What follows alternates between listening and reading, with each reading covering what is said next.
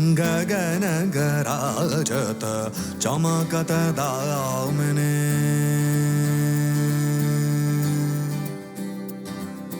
गगन गराजत चमकत दामिने गगन गराजत चमकत दामिने. Hello, all listeners. This is your host VJCV. In this show called PAC Talks, I talk to people who have shown that passion, attitude, and curiosity is what takes you to places. Today, I have with me a great personality who has seen the world evolve right from the 1984 mainframe days, dot-com era during the 90s, Y2K concerns towards the end of the 20th century, and to the current tech revolution. He was part of the team which developed EV1, the world's first commercial electric vehicle. From being an automotive consultant to the founder of Somrus, the original Indian cream liquor, he has had an interesting, eventful 35 years of journey. He always wanted to give the world something which showcases the heritage of India and believes that India is now going through soft power 2.0 transformation. In this candid conversation with me, he shares the idea behind Somrus, the alcohol industry, the competition, trivia about filter coffee and Alfonso Mango, Somasutra, market expansion plans, current investors which include Dave Thompson, the ex-CEO of McDonald's, the upcoming Series C funding, Anand Mahindra, millennials, and Dirty Chai. I welcome Mr. Pankaj Garg, founder and CEO of Somrus, one of the most awarded cream liquors in the recent years.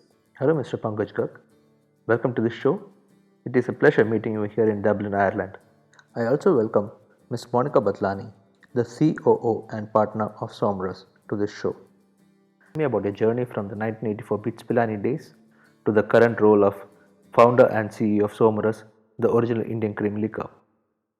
Pleasure meeting you, Vijay. So my story after Brits Pilani, it was an interesting time. So when I graduated, it was 84. And that's when actually the personal computers came out. Right. If you remember. So I was one of the first generation where in Pilani we did programming on mainframe. Okay. And then the personal computers came out. And so when I got in the workforce, it was already starting to change.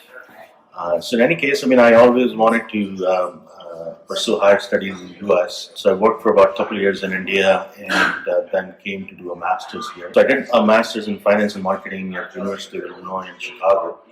And after that, I had two options to either pursue a career which utilizes my mechanical engineering that I did in Pilani, or go into something different. And I chose to get into a field which utilized my engineering background, so I joined General Motors in one of their divisions as a management consultant. So I started with the division of GM in 1990. I got into automotive consulting. Automotive industry was going through a transformation at the time, and Japanese were coming into America, and quality Toyota Corollas were taking over.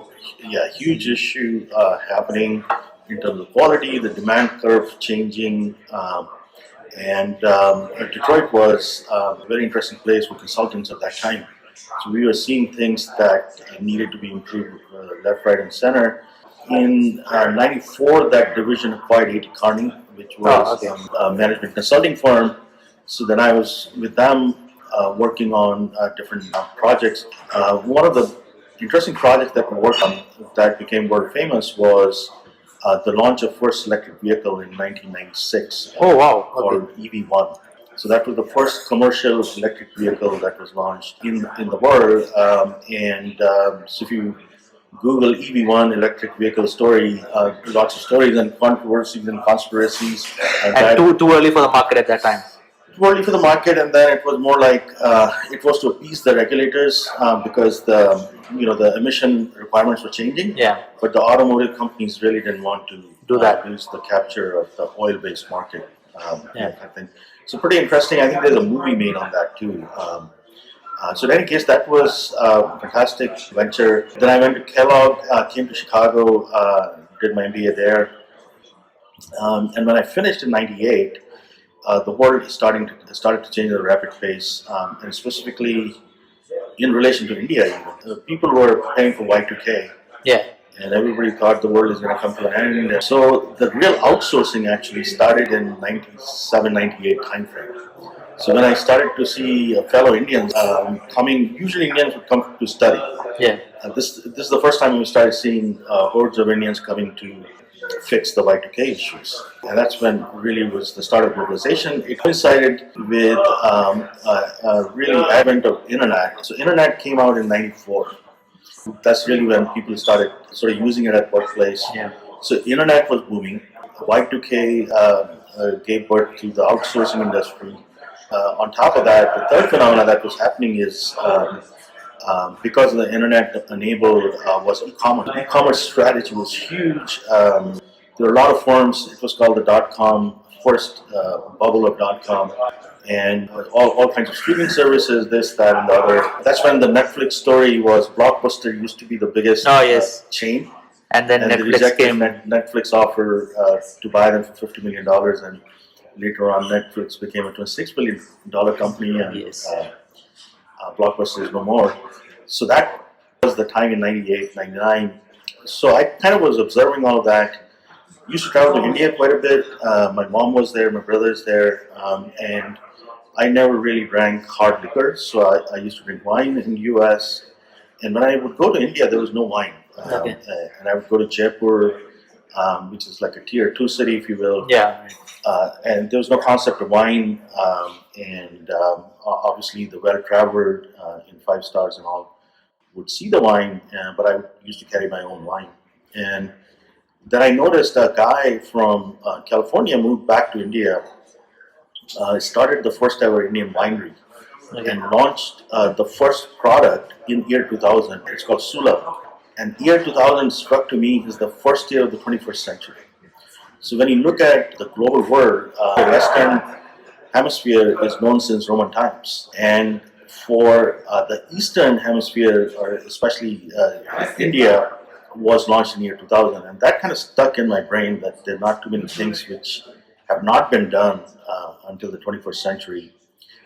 So in that regard, later on in about 2009, 2010, I had an epiphany in one of the flights where I had that wine thing in the back of my mind, and then I realized that there's no liqueur representing the Indian subcontinent. Alcohol space in general, recreational alcohol, there are 4 major categories. There's beer, which is a whole different animal, wine, which is a whole different category. Then you've got hard spirits, which are vodka, whiskey, tequila, rum, and so on. And then fourth category is really a part of the spirits, but it's about 10 to 12% of overall spirits is called liqueurs and cordials. Now, liqueurs and cordials used to be known as after-dinner drinks a while ago, or before dinner, aperitifs or digestives. But liqueur and cordial, by definition, are flavored, and the top brands actually represent the regions of the world they come from. So the number one brand of liqueur is actually a cream liqueur as well, called Bailey's Irish Cream, which represents a country of 4.5 million people, but they sell 80 million bottles a year globally. Kahlua, Mexico, Amarula, South Africa, Jägermeister, Germany, Cointreau, France, Drambuie, Scotland, Di Sarno, Italy, and for 1/5 of the world's population known for flavors, foods, and aromas, there has been no liqueur. So 2010 is when I'm like, oh my God, this is like a white space, which is like a wine white space. And obviously in India, the category doesn't exist, so nobody knows what liqueur is. Other than well-traveled, you might be exposed to Baileys and whatnot.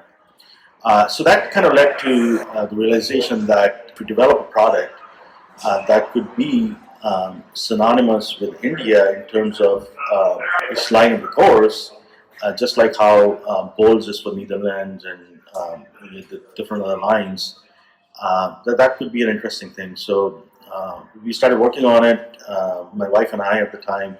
First, we developed a liqueurs by a lot of trial and error, a lot of focus grouping, working with a lot of people in the industry, and we ended up developing a line of liqueurs which were both cream and non-cream. We have launched only cream so far. So we ended up developing the world's first original Indian cream liqueur. We developed the world's first Alfonso mango cream liqueur. And then we have also developed the world's first chicory coffee or coffee cream liqueur, which is going to be launching in the US in early 2020. And the idea was the following, is that we wanted to utilize the recipes which are thousands of years old, true and tested from Indian civilization, that are turned into the form of libations that we can bring to the world. And as only Irish don't drink babies, only Chinese don't eat Chinese food, our goal was we want to bring a product which is universal in appeal to the rest of the world, but also, of course, Indians like it. So it's not meaningless to Indians, like it's too westernized or something like that. So that's sort of the journey from Brits Pilani days. It's very interesting, and the first thing that I struck to me is like a person who has seen the way the world has changed, right from 84 mainframe to automotive consulting and moving to a consulting company, and then seeing the .com thing happening, the Y2K, and then meeting someone who entering into the wine industry, and that giving you a thought in your mind in terms of there is a space that can be captured and which has not been catered to, and why don't I look at that space and create something inspired from India, and give it to the world in terms of what flavors can do when it comes together, and how an Indian can inspire and bring together flavors. And and one little anecdote I like to share. So my mother, who was passed on, was born before independence, and she was a professor of English, intellectual. So she always used to tell me that when we got independent in 1947, literally the country was born, India as we know it. And there was a need for everything. So everything before that was imported or controlled by British. So even if somebody started making a needle for sewing machines, they did well. Renaissance is happening in the life of a country as big as India. Opportunities will happen. And so I had a point of view that India 1.0 was all about infrastructure, building the roads and bridges and railways and our administrative services and doctors and engineers. That's what we got known for. And right when 21st century started, I kind of remember my mother's words that, when the country is going through a renaissance, so India 2.0 was emerging. And that's really what I saw with Sula, that's really what I saw with Bollywood. A lot of Indians started traveling abroad at that time. So I started to see the soft power of India emerge. And keep in mind, 94 is when our economy opened. yes, So I distinctly remember in 94, our FDI of India was like $10 billion or something, and that used to be a huge deal. And then it started growing tremendously. That at this point we're like about $400 billion, close to that FDI. Our economy is $3 trillion, touching this year. That's really the power of India 2.0 and the soft power. And so I really thought that there's no representation of India-inspired libations.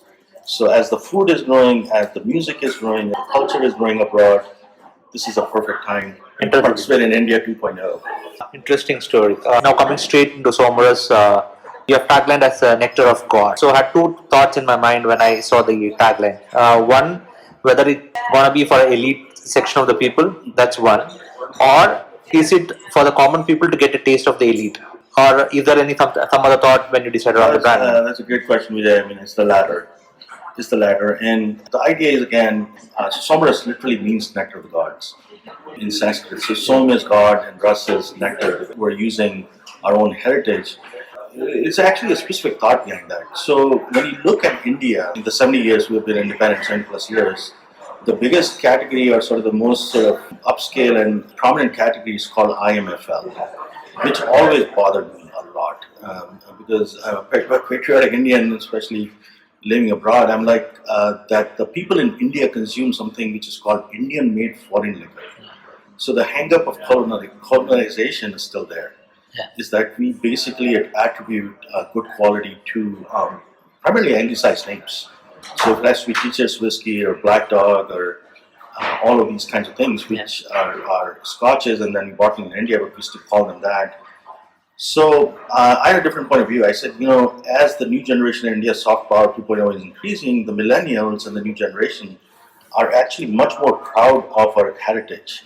So in 50 years from now, instead of naming our liqueur, I mean, it would have been the easiest thing for us to name the liqueur with some anglicized names and to create that Western influence. But we specifically wanted to name it Somrus, because that was our heritage of Indus Valley civilization from 2600 BC, and it meant nectar of the gods. And if we have such a rich heritage, and just like yoga or Kama Sutra, which were really embraced by the West, so we wanted to do the same thing. Is that we wanted to highlight the heritage of this one of the oldest living civilizations, and bring it to absolute modern context. That we are creating the next gen of liqueurs. So that was the idea, and we were like, so what a perfect opportunity to kind of build upon a heritage that we have. And actually, my funny part is, then I said, I want to turn the category upside down on its head. So this will be FMIL, Foreign Made in India.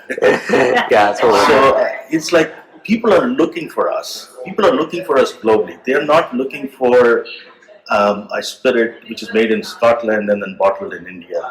They're looking for our flavors. Now, just as iPhone, the back of the iPhone, it says designed by Apple in California, assembled in China, doesn't make it a Chinese product. Right? I mean, it's a global product. So similarly, we chose to manufacture in the US because the number one reason is when it comes to cream liqueurs, US is 25% of the overall world's market. Wow. Okay. So 25% is US, 75% rest of the world, India is 0%.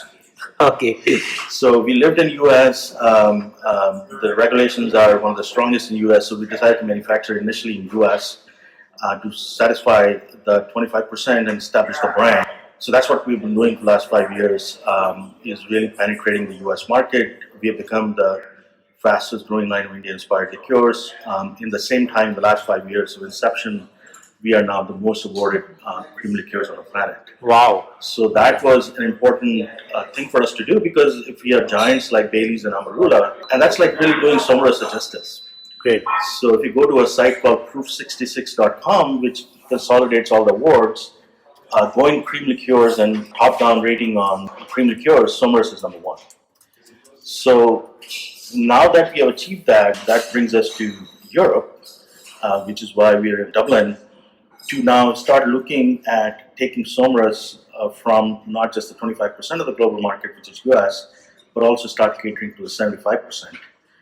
So that's the context here. That's where I met the ambassador, Mr. Sandeep Kumar, and he was very supportive. And our goal is to then start a manufacturing facility in Europe to satisfy the 75% market. And then in another 5 years, I think a time will come that we would be able to address the Indian market and maybe set up a facility there. But right now the demand is liqueur zero. Another interesting thing that struck to me is the unique shape of the bottle. So how did you decide on the shape as well as the color coding of the... So that's a great story as well, Vijay. So if you look at our bottle and put it straight on the table, and imagine a handle on the right hand side and a spout on the left hand side. Oh, okay. It pretty quickly starts, you can visualize a Homer Khayyam kind of a vessel from 2600 BC. So we wanted to utilize, again, our goal has been is just like yoga and Kama Sutra are really the calling cards of India and the world. We want to come to Somrus to be the calling card of Indian heritage, of Indus Valley civilization in the world. Now the challenge was, how do you take a Homer Khayyam wine decanter and turn it into a bottle that go on a modern production line? Yes. So we actually went to a European firm, a Spanish firm that took on that challenge. Okay. And so they created a structure inspired from that is actually can go on modern production lines. So that's sort of the story. Most of the spirits in general, they're all dark colored. Yes. They're all dark colored. Yes. Now for cream liqueur, we had to have it be UV protected. So we needed a color for sure. We couldn't do a clear glass bottle because then the cream would not be protected. And then when we started looking at the colors, we were in the stores, and it occurred to us that there is nothing sort of representing, again, the sort of Indian civilization. And with Somrus, used to be the drink of the elites, but now is affordable for everybody. And India, known for its gold consumption and whatnot. Yes. We thought, let's try it if it works. So we actually spent a lot of time in getting the coding right, and so that's how the gold came to be. The maroon was, it just went good with gold. Yes. And also, when you look at a lot of our jewelry, you see ruby in gold and those kind of things. Yes. Yes. So our goal was that. So, for example, in reality, I mean, when I first thought of the venture, when you go to a duty-free shop in the world, you got products from all over different countries, and there's nothing representing India in terms of liqueur. So we thought that if there's something which, like literally, this is Stands out. I can take a piece of India with me. Yeah. So if it's at outbound duty-free in Mumbai airport or Delhi airport, which we're now looking to do, when people are leaving, and especially non-Indians when they're leaving, well, of course, they might want to take tea with them, or they might want to take some spices. And when now we are like, when they want to take the liqueur, what a perfect vessel to take and gift it to people. Yes. Just put a bow on it. So that's sort of the inspiration of the package. Great. Just to extend on that question, have people used the bottle after this in terms of decorating? It's hard to throw away. It's hard to throw away. And yeah, a lot of people would put plants in it, especially Indians would put plants in or something like that. There's a company which sort of cuts the top of the bottle and creates candles out of it. Oh, wow. Okay. So stuff like that. But that's an area we haven't formally looked at. Okay. You decided upon getting into Somrus and the Cream Liqueur around say 2010. That's when you start off doing this, and you launched the brand by around 2014. How did you sustain those 4 years? You're still working, in those 4 years, actually, I was working. I was still a management consultant. I met somebody in the industry in 2010. It was actually a lot of background in the spirits industry, and I asked for, if I have to concentrate on one thing when we're building this product, suggestion to us was concentrate on the liquid. Okay. That if you get the liquid right, all of the other things will fall into place. But if you focus on packaging and branding and everything else, but if the liquid is not right, there's no point. So we focus on the liquid and spent 4 years really researching the recipes, and I was working full time in my job at that time. And so when we got the liquid right, I quit my work in March of 2014 Okay. to launch the product, because I thought that you have to go all in, or otherwise you won't have you cannot sit on the bushes and then decide whether. Exactly. Great. How is the current sales? And I presume that US is your major market still. That's exactly right. So US is by strategy, that is the market. Now, coming from a strategy background, when I first looked at it, I'm like, how you get emotional counsel. Okay, you should launch it in India and all of that. And I look at India as like 0% liquor market, and I'm like, as an entrepreneur, we are not best suited to build a category. Somebody like Diageo or Pernod Ricard. So I have to go and sell the product in the existing markets.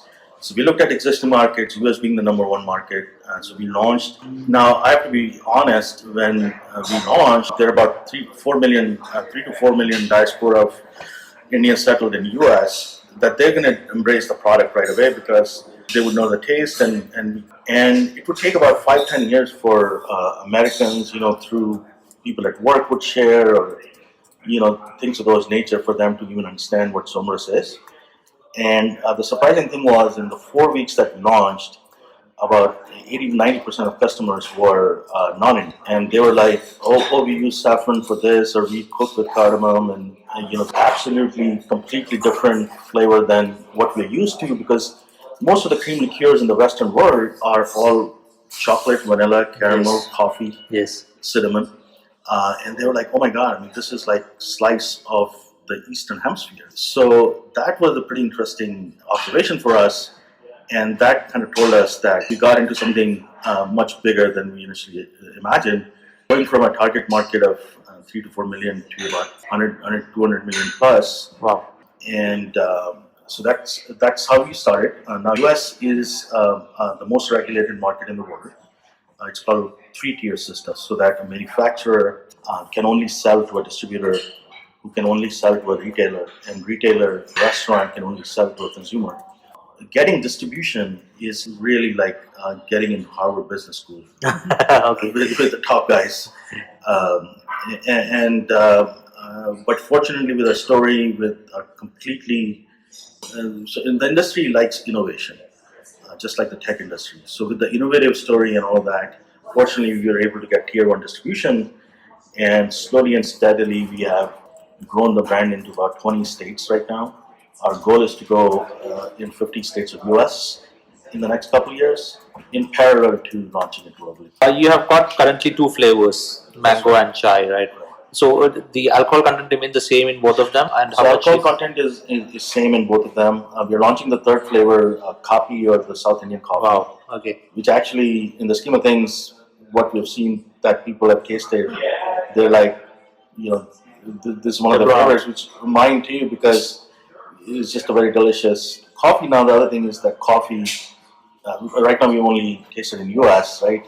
And coffee is a much bigger thing for a day-to-day person. Yes. Than chai is, even though chai is growing quite a bit. Yes. So this would be similar to a filter coffee? Yes. So you said that you have got Baileys and Kaluas and Amarullas and all. So do you consider any of these as your straight away main competitors, or you are looking at it as a different category altogether? No, I mean, so when you look at, yes, they're competitors. They're competitors and peers, right? I mean, we got inspired by them. So from a strictly business standpoint, when you look at it, the top cream liqueurs in the world, Baileys, which sells about 7 million cases a year. A case is a pack of 12 bottles, which has 750 ml. Okay. So it's usually called a 9-liter case. It's the standard industry unit. So they sell about 7 million 9 liters a year, and the number 2 cream liqueur is Amarula from South Africa, Okay. which sells 1.29 million 9 liter Okay. cases. So these are the two giants as far as cream liqueurs. Now, interestingly, in US, and so Bailey's is it was launched in '74, about a 45-year-old brand. Amarula is a 30-plus-year-old brand. In US, we are better known than Amarula. In the states we're in, we are tracking to potentially unseat them in the next couple of years in terms of case volume.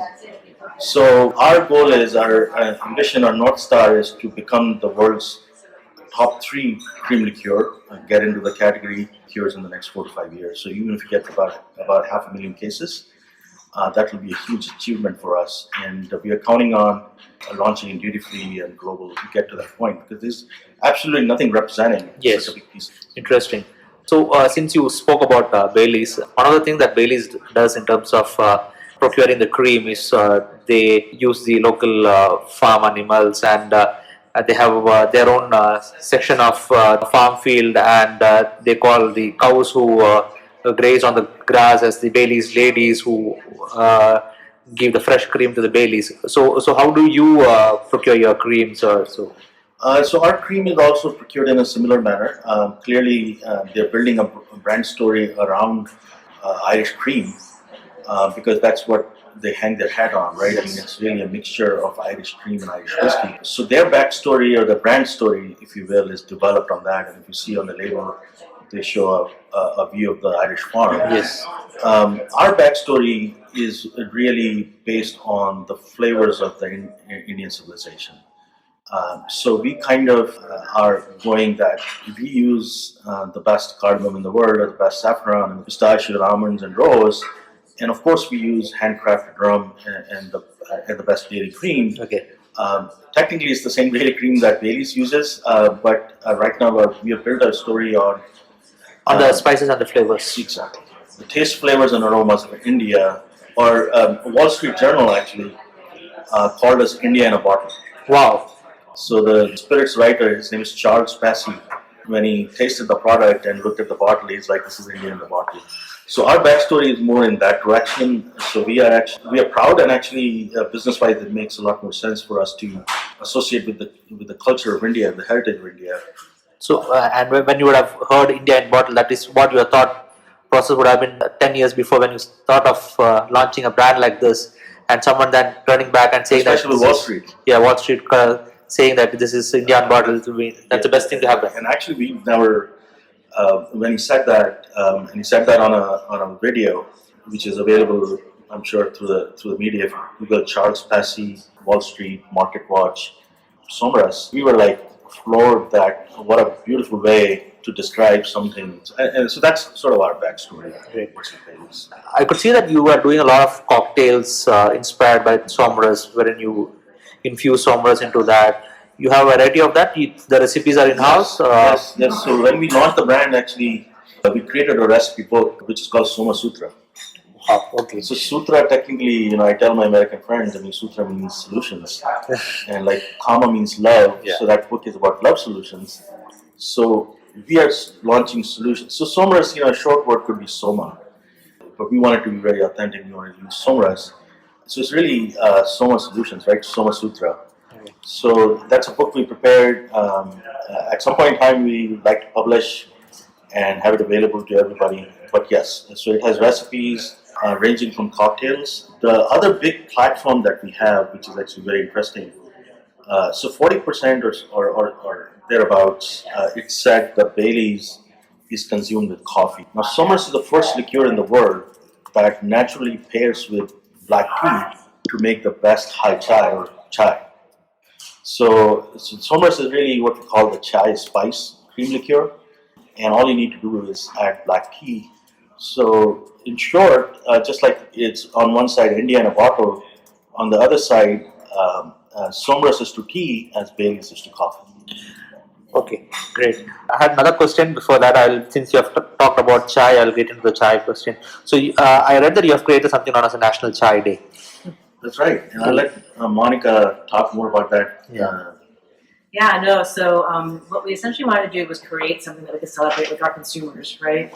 And so we oftentimes think about how consumers connect with their brand, and step out on a very emotional level, right? And so we ourselves were looking for chai-related holidays in the U.S. And in the U.S. it's quite funny. There's National Avocado Day, National Coffee Day, National Ice Cream I've Day, started all of realizing this stuff, that right? Here, yes. And so we looked up, and there actually was no National Chai Day. And so we wrote to the folks who manage all of that, the National Day Registrar. And normally you would have to be, you'd have to be very strong, like you have to be a team maker, right, or something like that to introduce a new day. But when we wrote to them and told them what we were doing, and we're sort of creating the world's first chai liqueur, they were very excited to work with us. And so we officially founded National Chai Day on September 21st each year. The first year was 2018. And so we got very little notice about it. So we got about a week's worth of notice, but it was amazing to see the level of excitement around the globe. And so we got mentioned by consumers, by radio stations, by TV channels, by hotels around the world. And a lot of coverage in India. A lot of coverage in India, and so that was quite fun. So this year we had a little more time. And this year, what's happening is the larger chains, like in Canada and the U.S., and David's Tea and Tazo, they're starting to celebrate with us, and so we see this massive collaboration. And so it's been quite fun. So we have created an organization called nationalchaiday.org. The chai movement in the U.S. was really spearheaded by Starbucks. And interestingly, it's kind of a funny story. So when we go to our American distributors and salespeople, so there are like 50 of them sitting in a room, and Monica would ask them, who has heard of chai? All the hands go up. Who sells the most chai in US? Everybody's like Starbucks. And the next question is, Starbucks an Indian company? And they're like, what? Nobody has idea that chai is absolutely something we consume every couple of hours in India. Yes. And people have no idea that chai is an Indian thing. So with the nationalchaiday.org, again, it kind of ties back to our heritage that we don't want to call it like Somrus chai thing so that everybody is like you didn't want to associate the brand with that. Yeah, I mean, and so we want stories from Starbucks, we want stories from Tazo, we want people to get educated about chai. And connect over chai, right? And connect over chai, the history of chai, and this is very fascinating. I mean, I don't know if I may digress. The history of filter coffee. Do you know the history of filter coffee by any chance? No, if you can. Okay. So history of filter coffee is that Napoleon, when he was conquering Asia, brought chicory plant from France. And that's when Indian got exposed to chicory. And they started mixing in the coffee. And in return, Napoleon took roses back to France. Oh, okay. So that's how the chicory coffee comes to India. Great. And the coffee came from Arabia. It's not an Indian thing. So our goal is to kind of tell these interesting stories our Alfonso Mango Cream Liqueur. You obviously have heard of Alfonso Mango, Oh yes. which in the US most people don't know what Oh. Alfonso is. Okay. So we kind of tell them, Google it, it's king of mangoes and all that.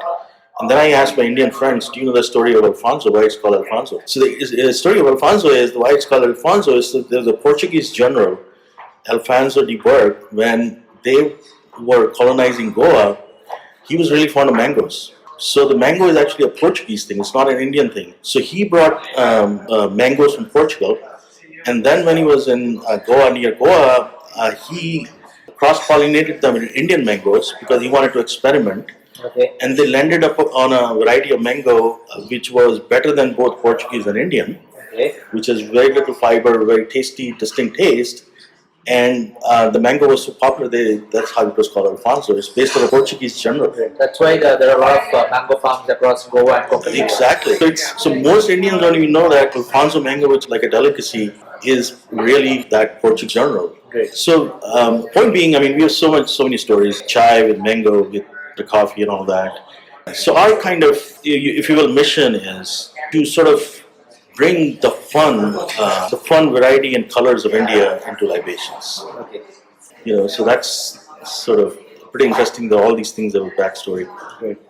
You said that one of your plans for the future is to come out with a coffee flavored Somrus, and with looking at Ireland as a base to cater to the European market. The rest of the world, Rest of the world. other than US. Okay. And actually, in that sense, you can say that we'll be using the same Irish cows Okay. cream that Bailey's is using. But even in US, we use great cream from Wisconsin cows. So again, I mean, we want to be. The world is now global localization, and we're very proud of our US heritage too. I mean, so over there in the US, we market it as Wisconsin cream. Okay.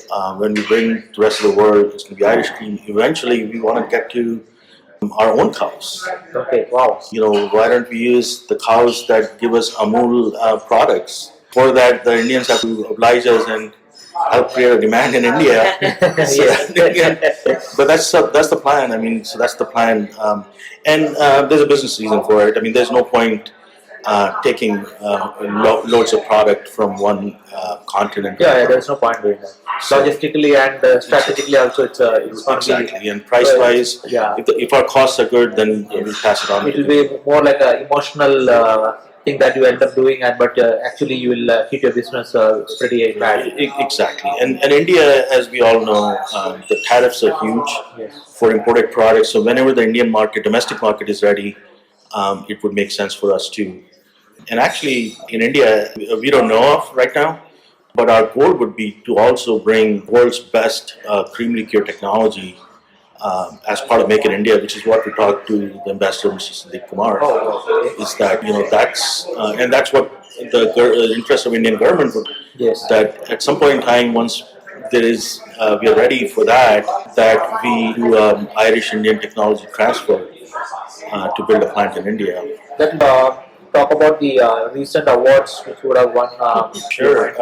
So we are the most awarded cream liqueurs. The awards. So there are certain organizations in US and globally.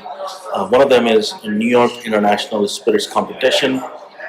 So both of our products, Somrus Chai launched in 2014, and Somrus Mango launched in 2017. Got Cream Liqueur of the Year, which is a huge award across all the categories. I mean, all the cream liqueurs of the world, to get our products to get that award. The San Francisco International Spirits Competition is one of the most respected competitions. Both of our products are double gold there, and it's really an honor to have double gold on both the products. US is the world's largest spirits market, and a brand is not a global brand unless it's a brand in US. So in some ways, the US awards actually are much more important than international awards. So the San Francisco International spirits competition, the New York International Spirits Competition. Wine enthusiast ratings actually carry a lot of weight. So even all the global companies have to have ratings. So we are 94 points and 91 points, which are excellent categories by wine enthusiasts. Recently, there were Millennial Awards that were launched in the US, and the mango got a double gold, which they call epic in the millennial lingo. So it's called Epic Award, and the chai got gold, which is called Distilled Magic. And then we have several other awards. We have platinum awards from SIP Awards, Consumer Choice Awards. I could see that you are also a recipe book in terms of the desserts as well, and I could see that some cheesecakes and other things. Exactly. So how did the thought of cake come to, or a dessert? So some of these actually came from our consumers, and that's kind of interesting. When when we launched the product in US, that's how they seem to use a lot of the cream products, and they're like, I made a cheesecake out of it, and it was absolutely fantastic. It had the cardamom flavor, or I made a tres leches cake, which is 3 milk cake, or actually then for one of the Diwali party, we made pedas, which came out to be really good. I mean, it's So this is very similar to the bang thing. It's very similar to the bang thing, and we made kalakand. And what is happening is rum. So we use rum for our spirit, and rum is made from sugarcane. Sugarcane has a huge Indian pedigree. So basically, all of our sort of flavors kind of go together very well. That's a huge trend, by the way, right now in the spirits industry. Boozy milkshakes, boozy ice creams, and stuff like that. Okay. So that kind of totally ties into that trend. So do you look at that as a separate category that you cater to? No. I mean, people just take it. Most of the people are now home bartenders and home cooks and stuff like that. So no, I mean that's really, that kind of speaks to the versatility of the liquid, really. So it's great to be used in cocktails. It's great to be used in beverages, tea, coffee, hot chocolate. Actually, Somrus chai and in cold brew coffee is very popular.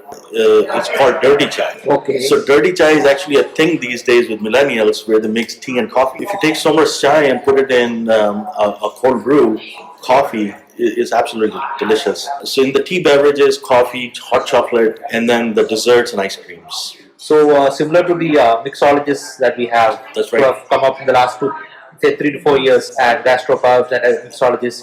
Looking at the things that moving ahead, maybe we'll have mixologists who will look at the pastry industry, Absolutely. or the cafe industry. Absolutely. I mean, it'll be so much fun, and especially when we go take the brand towards India. I mean, I can just imagine beautiful desserts, that can be added to. And that's what Bailey's adds to the repertoire. Right now, what happens is a lot of Bailey's and rum is used in desserts and whatnot. We don't have anything which accentuate the Indian desserts. So we can, at a buffet, having a spiked dessert section in addition to the traditional ones. And definitely, I think you can cater to the whole age group. Exactly. I mean, at the end of the day, as like somebody said, India in a bottle, that really is the summation of everything. But somebody also said that this another prominent person is, I didn't think I needed Indian cream liqueur in my life. But now that I have it, if you take it, it seems like world will be incomplete without it. Wow. So it's like bringing joy to the world. That's the game we want to participate in. At the end of the day, we call ourselves, I come from supply chain background, we're just supply chain. And actually by automotive industry background, the amount of innovation that has happened in that industry, the real beneficiary is the consumer. It's like, cars are like driving living rooms these days, right? Yes, definitely. And so, if you achieve that, automatically the business will be fine. So we really want consumers to achieve all these So things. you are happy creating an ecosystem around Somrus, and the ecosystem to grow, and automatically Somrus as a brand will grow around it. Absolutely. That's what it is. You have to, it's the consumers who kind of build the brand, and it's for their enjoyment. Happy to collaborate with different mediums, whether it's music, movies, TV, and whatever, to help bring that to the forefront. I read that you have received investments a year back, headed by the ex-CEO of McDonald's. That's right. That's ex-CEO of McDonald's, Don Thompson. He, by the way, is an investor in a big phenomena that is happening in the US market. There's a brand called Beyond Meat, and which is like, he was inspired from the Mick Aloo Tikki of India. So Don used to love the Mick Aloo Tikki, And what people don't know is there are peas in it, and peas are very high in protein. So the Beyond Meat burgers are made with pea protein. So when he came across Somrus, he's like, I've traveled the world and of course India, and I've never ever seen anything representing Indian flavors. So it's a no-brainer. So he became our partner, and we're very fortunate to have him as a partner, and he's on our board as well. I know it's too early for a brand. The question that I'm going to put you to next one. There are a lot of brands which have come up across the globe the last 10 years or 20 years or whatever. Once a brand takes off, say 5 years or 6 years, they capture a market and they see that there is a market value for the brand. Many of them end up, if there's a bigger competitor coming and trying to pick you up for a value, say a Diageo or Pernod or something. So they try to buy out the brand. If something like that comes up, what's your thought process on that? So we kind of don't necessarily think in that manner, even though it's happening quite a bit. So spirits industry actually has become like the tech industry, where the small guys innovate and the big guys scale. So that is what's happening. Our goal is to get the brand across to as many consumers as possible. So that's really our focus, to build the brand. We know that a lot of people are observing us. We do have communication with some of them and whatnot. In the same vein, if you look at it, when the brands do that too early, they got caught in corporate inertia. That happened to WhatsApp or RX Bar or Kraft recently bought. So that's also an issue. We want to continue on our path. I mean, it's very hard to see how it's going to happen. We are looking to do our Series C, which we are actually to answer your question indirectly, one of the things we are looking that only investors we are not looking in Series C are the existing spirits companies. Wow. We are looking for people outside of them because we don't want to get tied up or be associated with a Diageo or Pernod Ricard or anybody else, because then we lose our sort of independence. And so that's our goal, is to not get associated with a bigger company for as long as we can. So that's really, and it's kind of interesting. A lot of people ask a different way. People ask the question, and if you recall, Diageo bought Casamigos tequila for $1 billion from George Clooney, and people are like, "PK, do you think about that?" So I'm like, India is our George Clooney. So we have somebody much bigger than George Clooney in India. So we, these things happen along the way, but our goal is to keep it independent for as long as we can do it. Yeah, and I hope you can manage keeping it independent. Absolutely, and people like Don and other people, we have a huge network of investors and stuff like that. So we really think, and we are actually Series C. We are opening up to global investors. Right. We are confident that we'll have non-alcoholic companies help us grow to our maximum stage. Since you talk about the Series C funding and your linkage to India and other things, and the filter coffee, I'm not sure if you have read about filter coffees, not specifically filter coffees, the coffees which have been branded as Arak. It's been promoted by Mr. Anand Mahindra. Oh, no kidding. Yeah. Oh, okay. So, would you be interested in terms of getting associated with brand and? Well, I mean, so there's more reason for that, because I used to work for Tech Mahindra. Oh wow! Okay. So actually, I've been Mahindra headquarters, and I used to report to CP Gurnani, who is the CEO of Tech Mahindra, and he's a good friend of Anand Mahindra, obviously. I haven't been able to meet Anand personally, but I met all the automotive heads, Pawan Kumar, and all these guys. So the thing about Anand is, it's interesting tie-in. So I worked on electric vehicle EV1, right? And Anand bought a stake in electric vehicle company early on. So in some ways, jokingly, our team members call us Tesla of cream liqueurs. Oh wow! Because we are the only cream liqueur which is all natural, gluten-free, preservative-free, with a 2-year shelf life, just like Bailey's. So we are actually next gen of creams. We are less viscous, and so in some manner, I mean, Anand is a very visionary guy, and absolutely, I mean, with people like that who are non-alcohol, alc guys, I mean, there's a lot of potential. So I ran into CP the other day in India, So he knows about us. That has just popped up because Right. because the whole point that we discussed were coming together, and it was maybe it looked at a nice mixture, and maybe Absolutely, and yeah. and once you taste the coffee, I mean, our goal of the reason of being as a company is that while right now we'll have pretty soon launching the third flavor, we are continuing to develop. So the next, so the coffee filter coffee is going to be launched. That's already developed. The one we are developing after that is actually our masala chai, because that's that, and then we have some others in the pipeline as well, and then we have non-creams as well, which are more like Grand Marnier kind of thing, but representing India. Okay.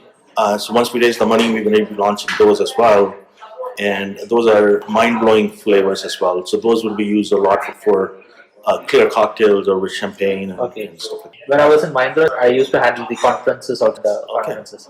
So one of the key things that keep up coming is that what can be the surprise element or like the wow factor for the dealers who travel, because it's all dealer principal owners Yes. and they're well traveled. Yes. For them, it's more of the experience rather than the product. So what can be the best thing that we can do? So every time when we sit across the board and we discuss, one of the key things that keep coming up is that even a smallest thing like a masala chai or a filter coffee, if you are able to give that product anywhere across the globe when they are attending the conference, that is going to be one of the wow factors for the thing. And if you are going to cater to both filter coffee and the masala chai, and then I think for people who are traveling across the globe, the Indians and attending conferences, I think a sip of Somrus would be more than enough to give them. No, it'll be wonderful, Yeah, great. and then you'll see.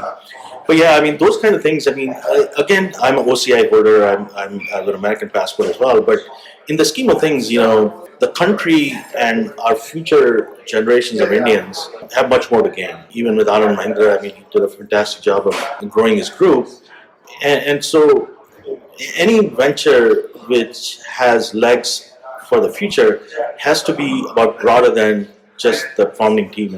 So we see it's really, we're creating a heritage for India. We would be super proud that, and actually recently people are already doing that. A lot of corporate gifts. So there's a $24 billion company out of Japan. Some Indians were doing a deal with them, with Japanese, and they presented Somrus chai to them. Wow. To the board, because they're so proud, and and it's such a different gift, because it's just like almost giving a champagne to somebody.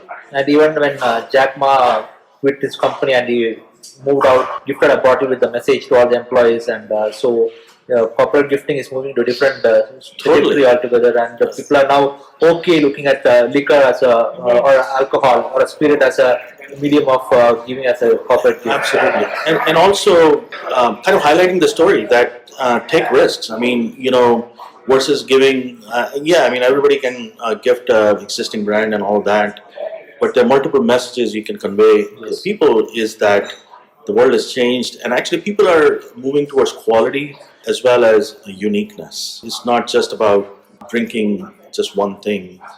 So yeah, I mean, those kind of things will be fantastic, and we'll love to. So we do create a lot of things. We do create specific sort of VIP packages and whatnot for people who like to gift, maybe a special box. I think like a lot of corporates would be more than happy to look at this as an alternate option of gifting, and even if I say that it not get restricted to the corporates. Even if you look at the friend circle and the family get-togethers and things like that, normally people end up carrying a bottle of wine or a champagne.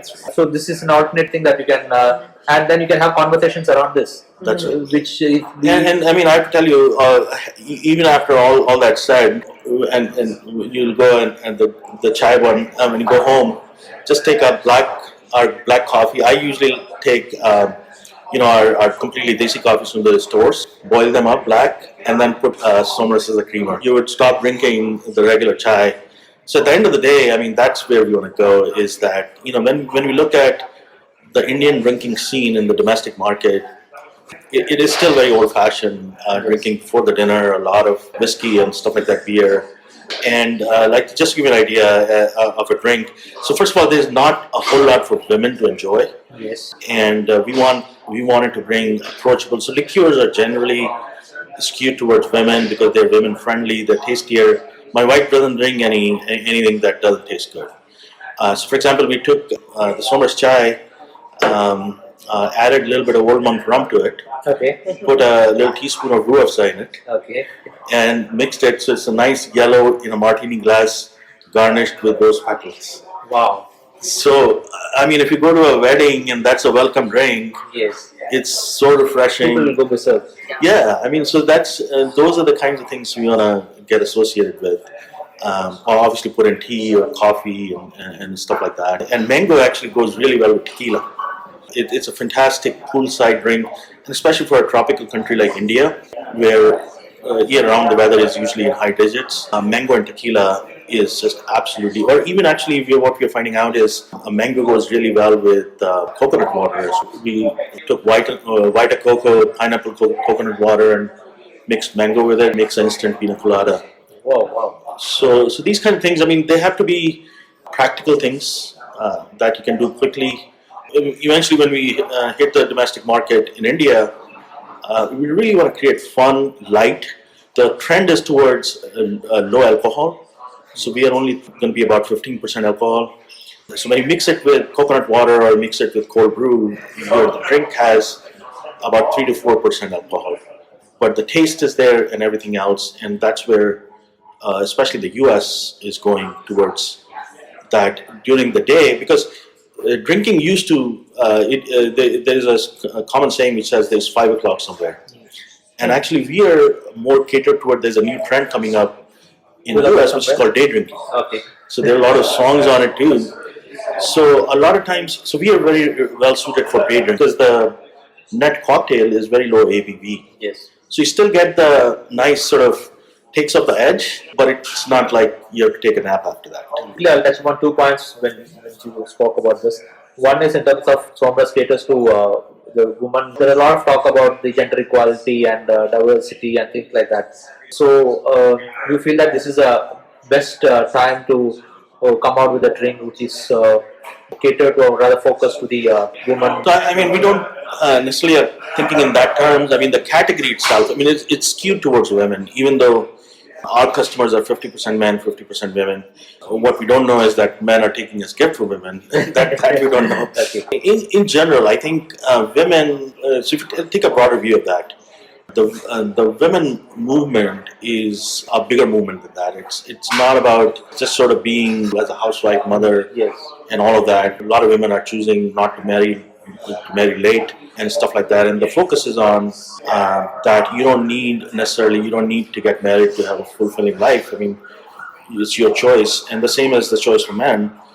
So in that sense, I mean, I think we are going towards, women are gravitating towards a lot of cocktails and stuff like that. So we'll be proud to be associated in any manner that kind of, it's like, yeah, I mean, we are not a whiskey company that caters to men in a cigar room, right? I mean, so we'll be proud to be associated with anything like that. Second thing is that since we are talking about alcohol and drinking and this thing, there are a lot of responsibility that comes around drinking. Absolutely. So do you do something around that? Yeah, no, that's a big piece. The biggest thing that we do, our products are very low alcohol. Compared to, so like, just to give you an idea, 15% versus a 40% whiskey. Yes. And especially if you mix it with something, it reduces even quite a lot. So we don't have issues like other hard spirits that people would be misusing them and stuff like that. So we haven't come across anything like that. But obviously, our focus is on, so our vision statement of the company, which is trademarked, is called Drink Beyond. So our focus is that, the world is a very exciting place now. Why do same old, same old? Drink beyond wherever you are, right? And our mission statement is called Taste More Out of Life. And that's also trademarked. So what we put at the back of the bottles is taste more out of life responsibly. Okay. So basically, it's like we all like to partake in different things and, sort of deviation from the usual things that are available. So we kind of say it that way, that taste more out of life responsibly, like you would do everything else responsibly. So it was wonderful talking to you, and I will definitely look forward to the coffee flavor because I'm a Tambram and my day starts with a filter coffee. No kidding. So yeah, so I'll definitely look forward to that. We have to find a way to. Yes, we will definitely use that. And I hope you keep growing and start moving up the ladder and be the top 2 or 3 liquor brands or maybe the spirit brands across the globe. And it was nice pleasure talking to both of you. Likewise. Pleasure. Thank you for coming. Thank you, listeners, for listening to this talk show. I'll be soon back with another interesting guest. Till that time, keep listening, keep increasing your knowledge, and enjoy a festive season ahead and a happy new year. To read on similar topics, please visit my website www.vijaykrishnaCV.com.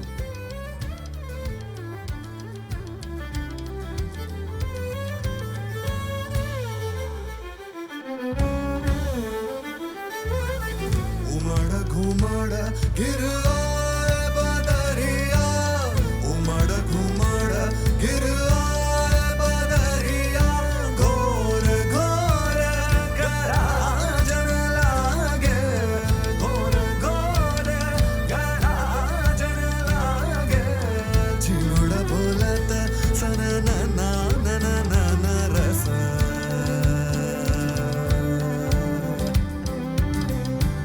झिंगुड़ बोलत सन न रस बूंदन बरस मन वाला आगे बूंदन बरस मन वाला आगे पीऊं बिना कछु न सुहाए गगन गराजत चमकत दामिनी गगन गराजत चमकत